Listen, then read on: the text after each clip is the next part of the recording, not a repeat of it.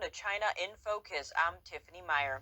A district in the northeastern Chinese city of Jilin was upgraded to high risk on May 17th. It's one of two high-risk areas in China right now. The other is also in Jilin City. 8 medical teams made up of over 500 people were sent there to help. The district issued an order to trace anyone who could have possibly been exposed to an infected person, urging no one should be left out. No one is allowed into neighborhoods and villages for now.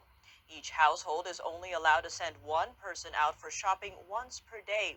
You can only leave home for medical care or emergencies. All gatherings are suspended, and restaurants in this district can only serve takeout.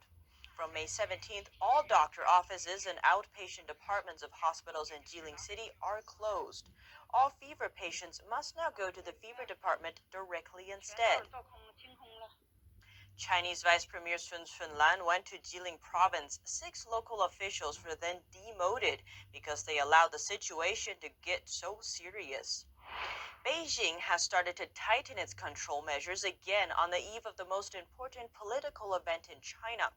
The 2 sessions will start on May 21st, with thousands traveling from all over China. Chinese state-run media is using the event to praise the party's combating of the virus as a political victory. To make sure that everything is under control, Beijing authorities said on May 17th that residential areas will continue to be locked down. The city is still in a wartime status. Some roads will be blocked from May 19th till the end of the month. No airplanes or balloons are allowed above the central area of Beijing from May 20th to the 28th. On May 17th, at least 55 people had a fever. At a bank near the venue of the 2 sessions, 33 people were sent to the hospital for isolation. The authorities said all of them tested negative for the CCP virus. It was the air conditioning that caused the fever. Not everyone believes the reason. One netizen asking, how could someone catch a fever from the air conditioning?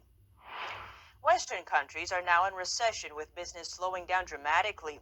Chinese factories have lost a huge number of orders from abroad, so they're now turning to the domestic market. Data shows that in just 1 month, 20,000 Chinese exporters registered on one of the country's largest online trade platforms for selling domestically. And 700 new companies are joining every day, including manufacturers for top brands like Zara, Starbucks, and Estee Lauder. A recent study of 700 exporters showed that 70% are finding it difficult to get new orders from overseas. Nearly half of them are now very interested in the domestic market. However, shifting to domestic customers isn't so easy. There might be no demand within China for certain products. It also takes time to find customers and develop sales channels. Official Chinese figures say that from January to April, the country's total trade volume dropped by 4.9%.